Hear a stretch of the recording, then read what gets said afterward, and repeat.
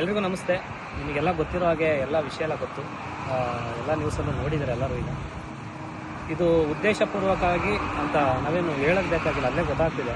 ಯಾಕೆಂದರೆ ನಾಳೆ cinema release, ಕಷ್ಟಪಟ್ಟು ಇಷ್ಟಪಟ್ಟು ಮಾಡಿರುವಂಥ ಸಿನಿಮಾ ಕುಲದಲ್ಲಿ ಕೇಳೋದು ಸಿನಿಮಾ ನಾಳೆ ಬೆಳಗ್ಗೆ ರಿಲೀಸು.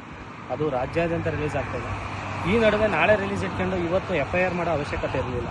ಯಾಕೆಂದರೆ ಇತ್ತೀಚಿನ ದಿನಗಳಲ್ಲಿ ನಾನು ಮಾತಾಡಿದ್ದೀವಿ, ಏನು ಹೆಂಗೆ ಅಂತ ಕೇಳಿದಾಗ ಕೆಲವೆಲ್ಲ ಕ್ಲಾರಿಟಿನೂ ಕೊಟ್ಟಿದ್ದಾಳೆ. ಹಿಂಗೆ ನಾನು ಸುಮ್ಮನೆ ಇದ್ರು ಬೇರೆಯವ್ರು ಬಿಡ್ತಿಲ್ಲ, ಹಿಂಗೆ ಮಾಡಿಸ್ತಾರೆ, ಕೆಲವೆಲ್ಲ ಮಾಡು, ಈ ಥರ ಮಾಡು ಅಂತ ಹೇಳ್ಕೊಡ್ತಿದ್ದಾರೆ ಅಂತ.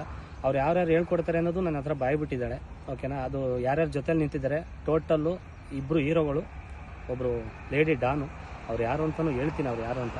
ಅವ್ರು 3 ಜನ ಜೊತೆ ಒಂದು 10-12 ಜನ ಒಟ್ಟಲ್ಲಿ ನನ್ನನ್ನು ಸಾವು ಬಯಸ್ತಿದ್ರಂತೆ. ಮೊನ್ನೆ ಅವನು ಇವ್ರು ಸಾಯಬಾರ್ದು, ಅವನಾರು ಸಾಯಬಾರ್ದು, ಆ ಥರದ್ದು ಒಂದಿಷ್ಟು ಸಾವುಗಳೆಲ್ಲ ಬಯಸಿ ನಗಾಡ್ತಿದ್ರಂತೆ.